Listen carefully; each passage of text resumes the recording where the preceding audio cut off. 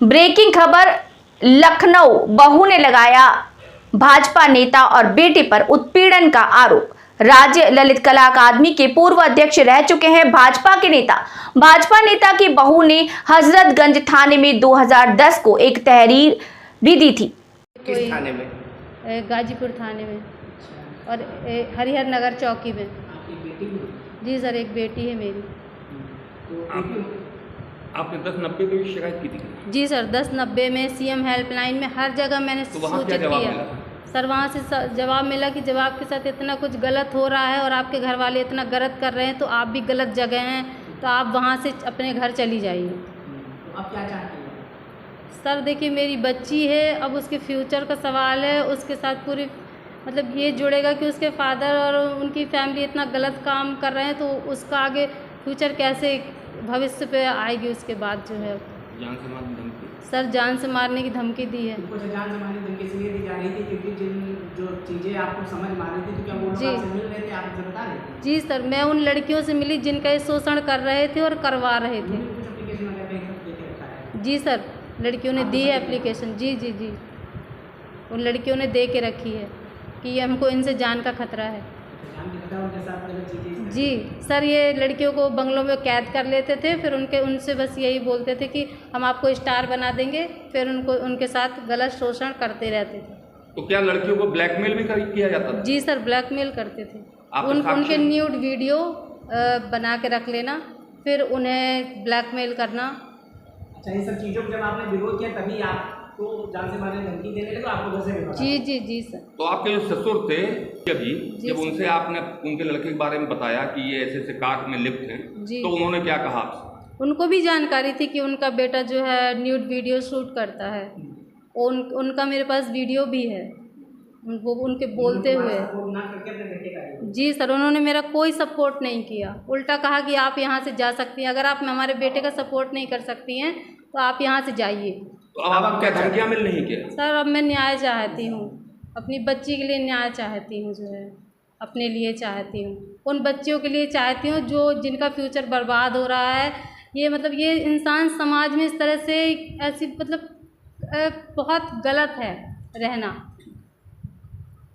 के साथ मेरी मम्मी जो थी वहाँ लखनऊ में रहती थी, तो वो एक वहाँ पर रहती थी।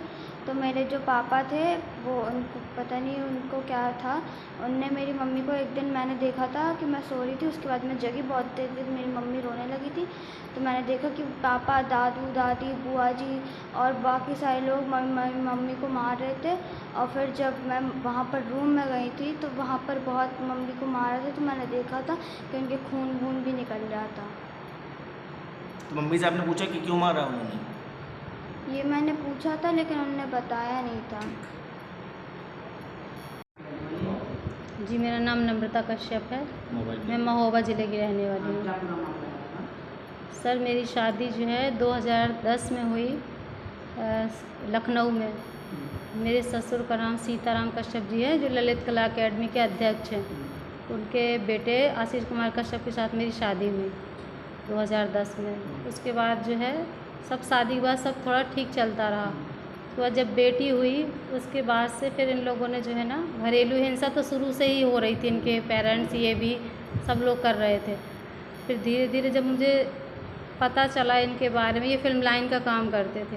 अच्छा, पहली बात तो झूठ बोला गया कि ये फिल्म लाइन में नहीं, ये एड एजेंसी में जॉब करते हैं। वहीं से झूठ जब स्टार्टिंग हुई तो फिर धीरे धीरे जब चीज़ें सामने आने लगी मैंने इनके घर में इनको बोला तो मेरे साथ मारपीट शुरू कर दी इन लोगों ने जो है।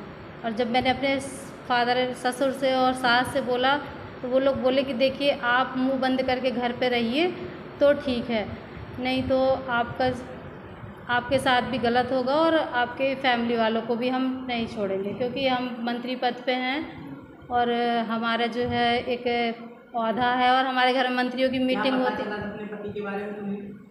सर ये गलत काम करते हैं, लड़कियों का शोषण करते हैं और करवाते हैं।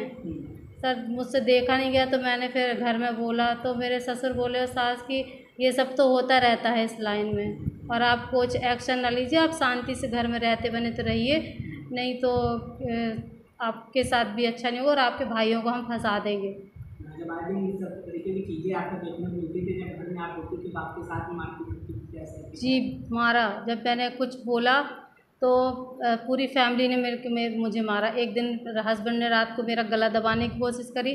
जब मैंने चिल्लाया तो मेरी सास आई, उन्होंने मुझे चप्पल मारी, थप्पड़ मारा। तो मैंने अपने बचाव के लिए उन्हें पीछे करा तो फिर मेरे हस्बैंड ने मुझे पकड़ा।